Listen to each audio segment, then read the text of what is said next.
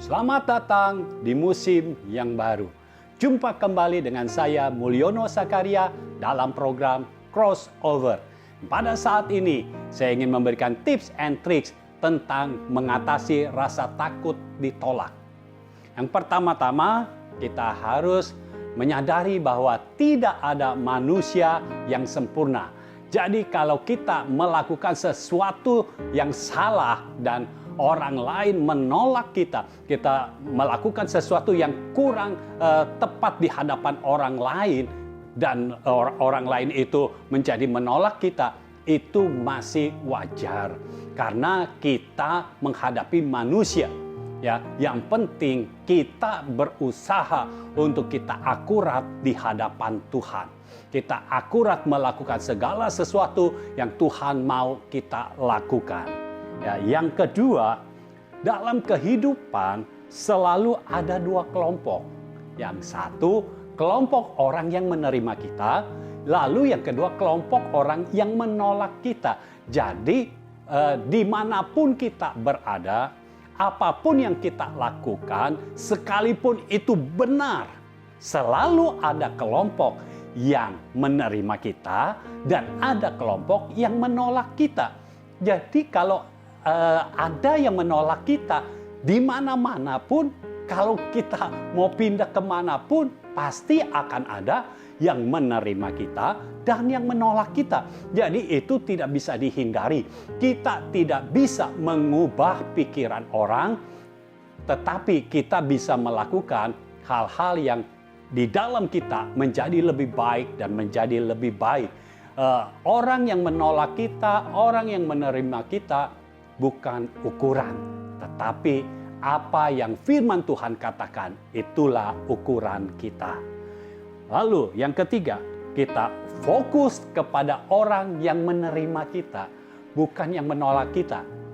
Nah, terkadang ya uniknya manusia itu, kalau dari 10 orang, 9 orang setuju dengan kita, menerima kita, 1 orang menolak, lalu manusia ini, orang ini fokusnya kepada yang 1 orang ini yang menolak. Lalu buat apa yang 9 orang yang menerima kita? Itu sebabnya fokus kepada orang yang menerima kita. Jangan fokus kepada orang yang menolak kita. Buat apa kita fokus kepada orang yang tidak mau menerima kita? Biar kita fokus kepada orang yang menerima kita. Lalu yang keempat, ditolak bukan hal yang luar biasa. Itu adalah hal yang biasa saja. Jadi ditolak itu bukan sesuatu hal yang perlu direnungkan siang dan malam. Ya, ditolak oleh orang lain bukan sesuatu yang harus dipikirkan siang dan malam. Bagaimana caranya ya supaya kita tidak ditolak? Tidak seperti itu. Yang penting kita kalau sudah mengikuti apa yang Tuhan mau, maka artinya kita benar di hadapan Tuhan. Yang penting itu kita benar di hadapan Tuhan, sehingga orang mau menolak, orang mau menerima, tapi yang kita bisa pastikan Tuhan menerima kita. Lalu yang kelima, jadikan penolakan sebagai daya dorong untuk kita lebih maju lagi. Jadi kalau kita ditolak, ya, anggap kalau kita melakukan sesuatu 100% menolak kita, jadikan penolakan itu sebagai daya dorong untuk kita lebih maju lagi. Bukannya kita makin terpuruk, tetapi biar ini menjadi daya dorong atau daya ungkit supaya kita melompat lebih tinggi lagi. Saya percaya saudara sekalian bisa mengatasi rasa ditolak itu. Demikian tips and tricks dari saya. See you at the next level. Selamat datang di program Crossover to the Next Level. Berjumpa lagi dengan saya, Elson Triputra. Hari ini kita berada dalam episode mengatasi rasa takut ditolak. Bersama saya telah hadir Pendeta Mulyono Zakaria, dan langsung saja kita simak talk show berikut ini. Selamat datang Bang Mul di program Crossover. Ya. Apa kabarnya Bang Mul hari ini? Baik-baik selalu. Puji Tuhan. Ya. Nah, kita berjumpa lagi dalam episode mengatasi rasa takut ditolak. Ya, Bagaimana sih Bang Mul caranya untuk tidak fokus kepada penolakan? Dan bagaimana seharusnya kita bersikap kepada orang yang menolak kita? iya.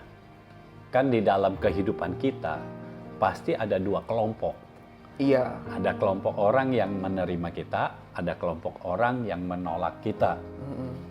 Contohnya saja ini deh, kalau kita lagi bicara di depan, ya, ketika kita bicara di depan, ada yang setuju dengan kita, ada yang tidak setuju dengan kita. Yang tidak setuju berarti menolak dong, Iya. ya, menolak kita. Terkadang penolakan itu bukan karena apa yang kita katakan, tetapi lebih kepada karena pribadi orang, karena orangnya. Iya. Ya. Jadi terkadang orang itu kenapa menolak kita? Karena pada dasarnya dia tidak suka dengan kita. Iya. Ya. Itu sebabnya kenapa saya katakan lebih baik kita fokus kepada orang yang menerima kita. Iya. Karena kalau orang yang menerima kita, ini kan dia mau membangun kita artinya.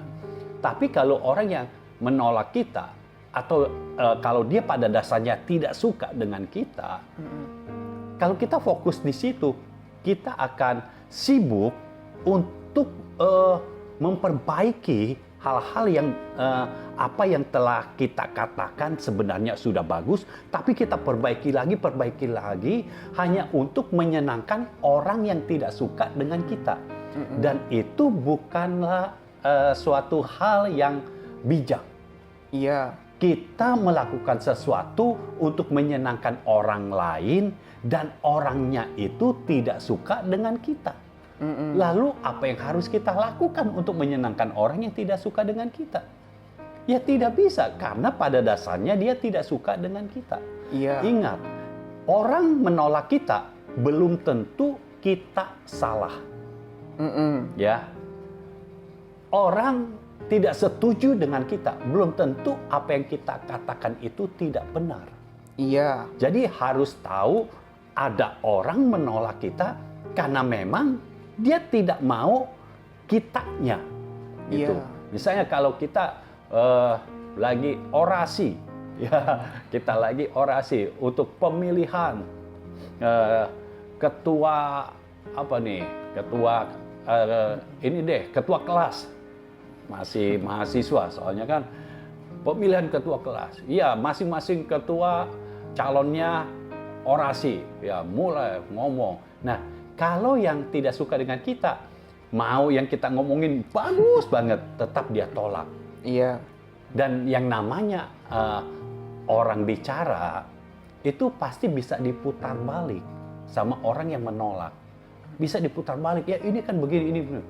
Hukum aja bisa diputar balik, apalagi orang ngomong. Iya. Jadi lebih baik jangan fokus kepada orang yang menolak kita, tetapi lebih baik kita fokusnya kepada orang-orang yang kita tahu mau membangun kita, Iya. mau kita maju, ya. Jadi kalau kita tahu orang ini menolak kita, ya sudah biarkan saja. Ingat, kalau ada yang menolak, ini bukan hal yang luar biasa. Iya. Itu hal yang biasa saja. Ya, jadi jangan dijadikan sesuatu yang sampai kayaknya pikiran sampai harus berpikir keras supaya yang menolak kita ini jadi tidak menolak. Iya. Itu sama seperti menggarami lautan. Jadi lautan tidak usah digarami karena dia menghasilkan garam. Iya. Lalu apa yang dihasilkan oleh laut, kita balikin lagi ke laut. Tidak ada artinya. Iya. Jadi buat apa kita fokus kepada orang yang menolak kita, kita mau memperbaiki sepertinya. Tapi orang itu tidak pernah setuju dengan kita. Kecuali yang menolak, ya, ini bukan menolak kitanya, tapi menolak apa yang kita misalnya yang kita buat ini apa. Iya. Dia misalnya tidak setuju karena yang kita buat ini tidak baik. Mm-mm. Nah, itu baru boleh kita perhatikan. Jadi kita lihat orangnya siapa. Iya. Kalau yang menolak kita itu kita tidak tahu siapa, atau kita tahu ini pihak orang yang tidak suka dengan kita abaikan saja. Yes. Tapi kalau ini orang yang biasanya membangun kita, ini orang yang sering menginspirasi kita, tapi sekarang menolak, artinya berarti di kita ada sesuatu yang harus diperbaiki. Jadi seperti itu. Ya. Nah, lalu apakah cara berbicara kita dan cara kita bersikap itu mempengaruhi penerimaan orang terhadap kita? Jadi perlukah kita mengubahnya atau kita tuh apa adanya aja sih, Bang? Iya, tergantung lagi. Mm-mm. Apakah kita punya sikap atau karakter yang buruk? Mm-mm. Kalau kita tahu karakter kita baik, sikap kita baik, ya, cara bicara kita juga sopan. Kalau kita tahu seperti itu, ya kita nggak usah perbaiki dengan arti kata mengubahnya, tidak perlu. Tapi kalau kita hidup, kita terus memperbaiki, ya memang seharusnya. Misalnya kita bicara, ya kita harus perbaiki terus supaya lebih bagus. Iya. Ya, cara kita bersikap, ya kita perbaiki terus. Memang sudah bagus, tapi kan tidak ada salahnya kalau kita bersikapnya jadi lebih bagus. Iya. Ya, jadi kalau seperti itu kita lihat lagi karakter kita bagaimana. Mm-mm. Nah, dalam hal ini kalau kita punya Bapa rohani, ini sangat menguntungkan kita. Iya. Kenapa? Karena Bapa akan bicara benar-benar apa yang terjadi dalam hidup kita.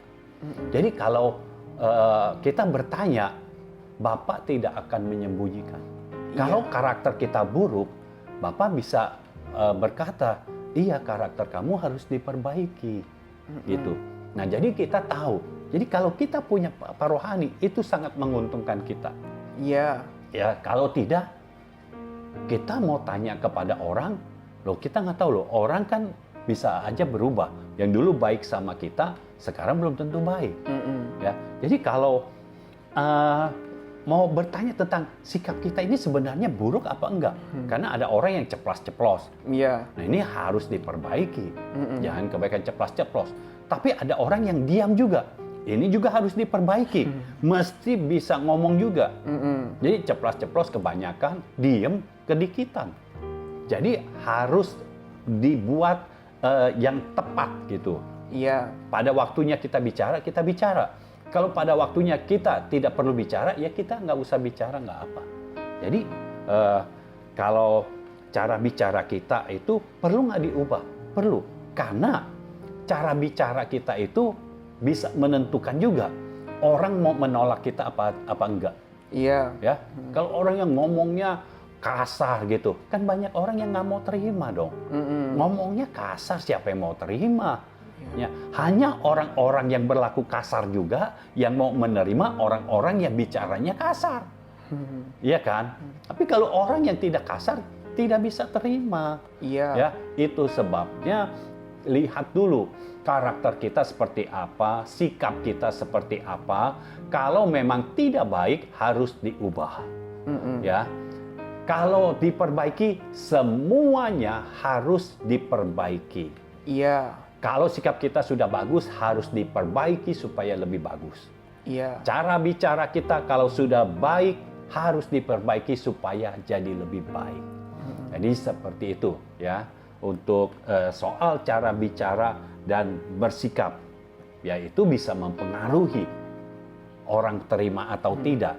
Ya, kembali lagi, kalau kita punya sikap yang baik, kata-kata baik, orang mungkin jadi mau terima. Iya. Tapi satu hal yang paling penting, soal kehidupan, cara hidup kita. Karena cara hidup kita ini yang lebih menentukan. Iya. Ya, apa yang orang lihat dari cara hidup kita, itu menentukan kita diterima atau tidak oleh orang lain. Ya, kalau cara hidup kita sembarangan, lalu tiba-tiba kalau kita bicaranya baik, mereka tidak akan dengar juga. Iya. Karena kan pada prinsipnya orang menerima atau tidak menerima pada dasarnya orangnya, pribadinya dulu. Kalau pribadinya sudah diterima, baru bicara apa yang dikatakannya. Tetapi kalau orang pribadinya sudah tidak baik, kita tahu ini orang pribadinya tidak baik, apapun yang dikatakannya, sekalipun dia berkata yang benar, yang baik, kita tidak mau dengar. Iya. Kita tidak mau terima. Itu sebabnya cara kita berbicara, cara kita bersikap, itu harus diperbaiki terus. Tapi kalau untuk diubah atau diganti, itu harus lihat dulu sudah baik atau belum. Karena begini, kalau diubahkan itu drastis. Iya. Ya, kalau diperbaiki kan memang untuk lebih baik lagi. Kalau kita bicaranya kasar gitu, ya harus diubah dong. Iya. Karena supaya bicaranya jadi lebih lemah lembut. Kalau kita berangasan, ya sering marah-marah, ya harus diubah dong supaya kita lemah lembut. Ya, karena orang yang lemah lembut yang akan memiliki bumi. Jadi kita mesti lemah lembut, jangan sedikit-sedikit marah. Itu kan tidak baik. Sikap yang tidak baik. Nah, kalau yang seperti itu harus diubah. Nah, bagaimana cara mengubahnya? Masuk di dalam kehidupan dari Yesus Kristus. Yes. Kita lihat polanya, kapan kita harus marah, kapan kita harus diam, kapan kita harus berbuat baik, kapan kita harus tidak menerima omongan orang, ya, kapan kita harus mengikuti orang, kapan kita menolak orang. Kita bisa belajar dari Tuhan Yesus Kristus. Pada saat kita belajar dari Tuhan Yesus Kristus, semua terbuka. Kita tahu yang mana harusnya kita bersikap. Ya, jadi dengan orang tertentu sikap kita beda-beda. Jadi kalau one to one, satu lawan satu, kalau kita bicara, kita harus tahu orang yang kita ajak bicara ini seperti apa orangnya. Iya. Karena ada orang yang kalau kita lembut-lembut aja, dia menekan kita. Ya, tapi ada orang kalau kita lembut-lembut aja, justru itu jadi masuk. Iya. Ya. Ada orang kalau kita ngomongnya agak keras, agak nekan, bukan keras tapi tegas gitu, dia jadi lebih bisa menghargai kita. Iya. Ya. Nah, kita jadi harus tahu orang ini seperti apa. Ya. Itu sebabnya kita harus mengenal kepribadian orang ini seperti apa. Jadi kita tahu, oh orang ini seperti ini, orang ini seperti ini, orang ini seperti ini. Nah, bagaimana cara kita tahu? Roh Kudus yang ada di dalam kita bisa menuntun kita. Roh Kristus yang ada di dalam kita bisa membuat kita mengatasi segala masalah. Jadi itu sebabnya kalau kita hidup di dalam Kristus dan kita menjalani kehidupan ini benar-benar dengan firman-Nya, itu akan sangat menolong kita. Ya. Berarti memang ketika kita menjalani kehidupan dengan tuntunan Roh Kudus itu efeknya luar biasa ya. Iya. Buat itu dalam setiap segi kehidupan. Ya, bukan hanya dalam kerohanian saja, tapi dalam kehidupan sehari-hari. Kita perlu tuntunan Roh Kudus. Yes. Ya. Oke, Bang Mul. Bang Mul, saya ada satu pertanyaan nih, Bang Mul. Ini mengatasi rasa takut ditolak itu kan bisa memunculkan suatu potensi kita mempunyai sifat cuek. Jadi kita kayak cuek, kita nggak mau dengerin orang-orang yang menolak kita. Apakah itu hal yang wajar? Apakah itu berpotensi muncul, Bang Mul? Iya, potensi itu ada aja. Ya tentu bisa. Jadi kita bersikap masa bodoh terhadap orang-orang yang sudah menolak kita. Ya. Atau kalau kita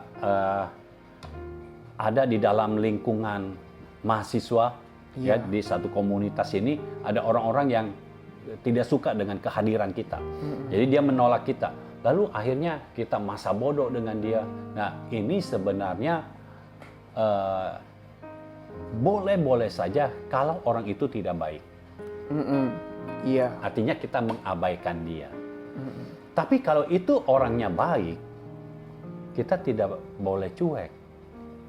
Justru orang-orang yang seperti ini mungkin yang jadi tanpa disadari dengan sikapnya itu memberitahu kita bahwa ada sesuatu yang harus kita ubah. Iya. Ada sesuatu yang tidak baik nih dari kita. Nah, kalau kita bisa melihat seperti itu, potensi yang muncul itu bukannya cuek, tetapi jadi lebih baik lagi. Iya. Jadi kita mau memperbaiki, ya. Jadi kalau potensi ini bisa muncul nih cuek, ya tidak apa, biarkan saja, ya, biarkan saja. Tapi yang penting kita sebagai manusia yang punya jiwa sosial, Iya. kita kan tidak bisa hidup sendirian. Kita pasti hidup harus berkelompok juga, kita harus punya teman juga, karena kita ada jiwa sosial kan.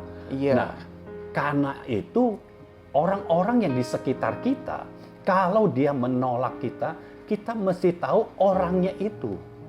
Jadi kembali lagi kita harus tahu orangnya itu, ini orang yang membangun kita, apa orang yang memang berseberangan dengan kita. Iya. Kalau berseberangan dengan kita, ya kita cuekin. Tapi kalau ini orang yang membangun kita, ya jangan memunculkan rasa cuek itu. Kita harus berpikir ulang, ada apa gitu sampai kita dibuat seperti itu.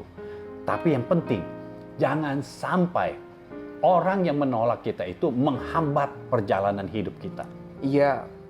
Karena yang menentukan itu adalah kita sendiri, bukan orang yang menolak kita. Tapi kita sendiri yang menentukan kita mau maju terus apa enggak. Iya. Ya, seperti itu. Berarti emang tetap harus lihat orangnya. Saya Iya. tipe-tipe orang yang menolak untuk membangun itu seperti apa sih, Bang Mul? Kan kalau yang menolak, yang tiap kali kita bicara apa, dia tolak terus. Dan dia ngomong selalu yang negatif ke kita. Nah, orang yang seperti ini pasti akan menolak kita terus. Kalau dia menolak kita, ya udah cuekin aja. Tapi kalau kita tahu, orang ini kalau bicara kepada kita, dia mau membangun kita. Ya, kalau kita lagi putus asa, dia datang, kita jadi termotivasi lagi. Iya. Ya, kita jadi tidak putus asa. Kita mulai bangkit lagi. Nah, orang yang seperti ini kan baik untuk kita. Nah, kalau tiba-tiba dia menolak kita, Iya. berarti kan ini ada sesuatu yang kok orang sebaik ini bisa menolak kita. Berarti mungkin di kitanya ada yang salah. Nah, itu yang harus kita pikirkan gitu. Jadi kalau kita mau tahu orangnya ini orangnya bagaimana, baik atau enggak, jadi kita perlu cuekin atau enggak, lihat saja. Dia bicara ke kita itu kata-katanya membangun kita apa enggak, atau mau bikin kita jadi jatuh gitu. Iya. Kalau ngomong yang jelek-jelek terus tentang kita, kan maunya kita jatuh bukan maju, ya kan? Iya. Jadi orang seperti itu ya sudahlah, dicuekin saja. Tapi orang-orang yang membangun kita itu harus makin banyak di sekitar kita. Oke, Bang Ya. Mul. Nah, tetapi dalam beberapa peristiwa ya, Bang Mul, orang yang menolak kita itu orang-orang terdekat kita. Contoh yang paling nyatanya kadang orang tua. Ya. Nah, bagaimana cara kita meresponi hal tersebut? Nah, orang tua adalah orang yang mau membangun kita dong. Ya, saya bicara secara umum ya, Iya. karena ada beberapa orang tua yang mungkin agak beda gitu. Ya, saya tidak bicara yang seperti itu. Saya tidak bicara yang spesial, yang khusus seperti itu. Tapi secara umum orang tua mau anaknya berhasil. Iya. Kalau anaknya berbuat sesuatu, tapi tiba-tiba ditolak oleh orang tua, artinya pertama, yang kita rencanakan atau yang kita lakukan itu mungkin tidak baik. Yang kedua, kalau sampai orang tua menolak, mungkin yang kita rencanakan atau lakukan itu baik, tapi orang tua tidak tahu. Iya. artinya kita harus mengeksplain, kita harus menjelaskan kepada orang tua. Ya, Pak, Ma, ini saya melakukan ini karena begini. Itu sebabnya anak harus bisa cerita kepada orang tua. Iya. Jangan tutup, ya jangan menutupi. Ada peristiwa apa ditutupi. Kalau ada ini orang tua tidak boleh tahu. Justru kalau orang tua tahu tentang keberadaan kita, itu melindungi kita. Karena orang tua pasti maunya kita terlindungi. Iya. Ya, kan kita tidak tahu. Sebelum orang tua tidur, mungkin dia berdoa. Dia berdoa untuk anak-anaknya supaya dijagai, dilindungi oleh Tuhan. Iya. Ya, jadi kalau kita ada apa-apa, lebih baik kita bicarakan dengan orang tua. Ya, kalau sampai orang tua menolak, ya artinya ada sesuatu yang benar-benar pertama tidak baik, yang kedua mungkin tidak jelas. Iya. Kalau itu baik, artinya tidak jelas. Nah, kita mesti beritahu, ya kalau misalnya Elson mau berdoa, ini kan sesuatu yang baik. Iya. Tapi Papa Mama tidak tahu. Elson main masuk kamar aja, berdoa di sana. Lalu Papa Mama tungguin. Ini mau makan bareng, mana anaknya? Nggak keluar-keluar kamar. Sudah diketok-ketok. Waduh, pasti Papa Mama bilang tidur. Iya kan? Iya. Nah, itu kan mesti dijelaskan. Jadi sebelum ada kecurigaan, dijelaskan dulu. Bisa bilang, Pak, Ma, Elson mau berdoa dulu ya. Itu. Jadi kalau nanti ada mau makan, kalau Elson belum selesai, mungkin bisa makan dulu. Iya. Atau nanti Elson akan selesai pas mau makan. Jadi makan barengnya tetap. Karena orang tua itu kan lebih suka makan sama-sama. Iya. Seperti itu. Jadi kita jangan dengan alasan rohani kita mau menghancurkan gitu kebiasaan yang sudah baik di dalam keluarga. Jangan, ya. Toh doa bisa kalau sudah mulai kan bisa selesai, ya bisa selesai dulu. Setelah makan mau lanjut lagi ya silakan lanjut lagi. Jadi jangan pakai alasan rohani untuk menghancurkan kebiasaan yang sudah baik. Iya. Ya, jadi harus tahu kenapa orang tua bisa seperti menolak kita gitu. Kok tidak setuju dengan kita? Karena apa? Ya, mungkin ada yang tidak baik. Iya. Contoh yang lain, khususnya kalau yang usianya seperti Elson ini dalam mencari pasangan hidup. Nah, kadang orang tua menolak pasangan yang Elson suka nih. Kenapa? Karena orang tua lebih pengalaman. Orang tua sudah lihat, orang yang modelnya seperti ini pasti tidak baik. Itu sebabnya tidak disetujui. Gitu. Iya. Nah, bagaimana cara Elson meresponinya? Kalau Elson tahu ini tidak baik, ya harus berani putus. Tetapi kalau Elson tahu ini orang baik, Elson mesti berani menjelaskan kepada orang tua. Iya. Pada papa mama, ini baik. Kasih tahu baiknya apa gitu. Jadi mesti bisa menjelaskan. Iya. Ya. Jadi responnya harus seperti itu. Jangan kita langsung ngambek. Ya, orang tua nggak setuju. Emang beda zaman. Enggak. Biarpun beda zaman, kita perlu orang tua kita. Iya. Mereka tetap sudah lebih mengalami kehidupan yang lebih panjang dari kita. Pengalamannya lebih banyak. Iya. Ya. Jadi gitu aja. Jadi. Iya. Komunikasi dengan orang tua tuh penting deh. Iya. Pokoknya ya. Iya. Bang Mul, bagaimana atau langkah atau cara kita menjadikan penolakan nih yang dari orang-orang itu supaya menjadi daya dorong kita untuk bisa lebih maju lagi? Iya. Yang ditolak itu apa? Misalnya, karena kita banyak disukai oleh orang lain, Jadi ada orang-orang yang tidak suka dengan kita. Karena apa-apa ini orang semuanya ke kita gitu. Jadi dia tidak suka dengan kita. Nah, penolakan dia itu kita jadikan sebagai dorongan untuk kita lebih maju lagi. Oke. Iya. Dia menolak kita. Misalnya dia menolak apa? Karya kita. Ya, karya kita. Oke, karena dia menolak karya kita, kita akan buat yang lebih bagus lagi. Nah, ini artinya penolakan orang dijadikan daya dorong untuk kita lebih maju lagi. Iya.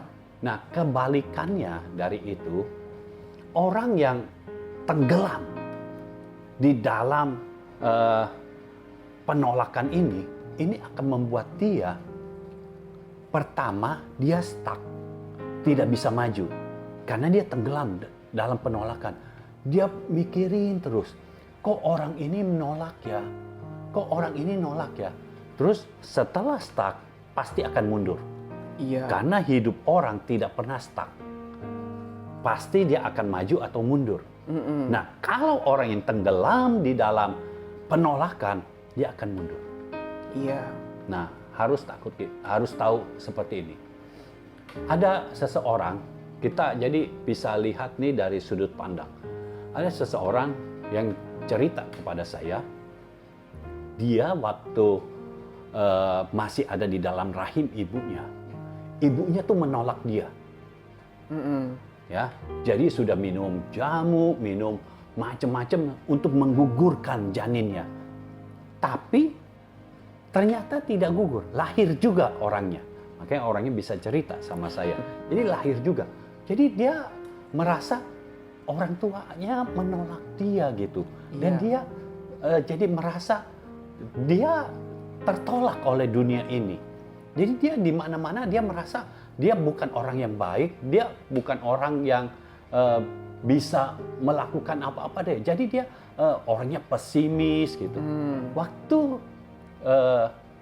saya dengar cerita dia, saya justru lihat, oh ini luar biasa. Dia merasa dia menjadi orang yang tidak berguna, pesimis, lemah gitu, tidak bisa apa-apa karena orang tuanya aja menolak. Saya berkata begini, kamu itu luar biasa. Kamu punya kekuatan luar biasa. Jadi dia bingung, mungkin baru ada orang yang bicara seperti itu. Kenapa? Saya udah ditolak. Saya belum lahir aja udah ditolak. Saya mau dibunuh malah. Ya itu luar biasanya, saya bilang. Kamu mau dibunuh, kamu ditolak, tapi kamu tetap lahir. Artinya kamu kuat. Artinya kalau kamu sudah lahir di dunia ini, dan sekarang sudah bisa sekolah segala, artinya ada halangan apapun di depan kamu harus bisa terobos mestinya. Iya. Karena yang paling besar aja, karena waktu janin kamu kan tidak berdaya, tidak bisa apa-apa. Sekarang kamu sudah lahir, kamu bisa memutuskan, kamu bisa melakukan apa saja. Harusnya kamu lebih kuat lagi sekarang. Iya. Jadi kalau ada yang tidak benar, kamu bisa kuat untuk maju terus. Kalau ada orang yang berkata, kamu tidak bisa, justru kamu pasti lebih kuat lagi untuk membuktikan bahwa kamu bisa. Iya. Jadi sudut pandang terkadang itu membuat kita jadi lemah juga. Itu sebabnya milikilah sudut pandang Kristus. Yes. Kalau kita memiliki sudut pandang Kristus, maka apa yang Tuhan lihat, itulah yang kita lihat. Jadi kalau kita melihat sesuatu yang tidak baik, coba kita lihat dari sudut pandang Tuhan bagaimana. Iya. Jadi bagi pemirsa yang melihat tayangan ini, kalau engkau merasa pesimis, engkau merasa tertolak, mari lihat dari sudut pandang Tuhan. Karena Tuhan tidak pernah menolak saudara. Tuhan tidak pernah tidak menghargai saudara. Justru Tuhan sangat menghargai saudara. Itu sebabnya ketika saudara datang, saudara diterima. Itu sebabnya Yesus mau berkorban untuk saudara. sehingga saudara bisa diterima oleh Bapa di sorga. Ketika engkau berdoa, doamu itu diterima oleh Bapa di sorga. Kenapa? Karena Bapa di sorga tidak melihat lagi kesalahan-kesalahanmu, karena semua sudah disucikan oleh darah Yesus. Yes. Sehingga engkau menjadi pribadi yang layak untuk datang kepada Bapa. Jadi itu sebabnya miliki sudut pandang Tuhan di dalam hidupmu. Engkau bisa, engkau kuat, dan engkau berharga. Iya. Tidak ada yang bisa menolak itu dalam hidupmu. Karena engkau adalah milik Tuhan. Yes. Haleluya. Haleluya. Puji Tuhan. Terima kasih Bang Mul atas apa yang disampaikan hari ini. Ya. Jujur saya merasa hari ini pesan-pesan yang disampaikan sungguh luar biasa. Ya. Kita akan berjumpa lagi pada episode berikutnya yang pastinya lebih menarik lagi. Ya. Tuhan Yesus memberkati. Tuhan memberkati. Demikian episode mengatasi rasa takut ditolak.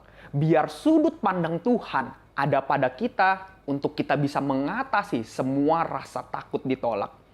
Saudara dapat memberikan respon, kesaksian, atau pertanyaan tentang episode mengatasi rasa takut ditolak melalui hotline chat dengan nomor 0821 1367 6675. Saudara juga bisa berlangganan Crossover Day. Pesan firman Tuhan yang akan disampaikan setiap hari Senin sampai Jumat. Untuk pendaftarannya, saudara dapat mengirimkan pesan dengan format nama, usia, kota, dan message. Saya ingin berlangganan Crossover Day. Terima kasih. Program Crossover akan tayang setiap hari Selasa jam 7 malam. Saudara bisa like video ini dan share kepada teman-teman yang lainnya. Jangan juga lupa subscribe dan nyalakan loncengnya. Saya Elsen Triputra, kita berjumpa lagi pada episode berikutnya yang pastinya lebih menarik lagi.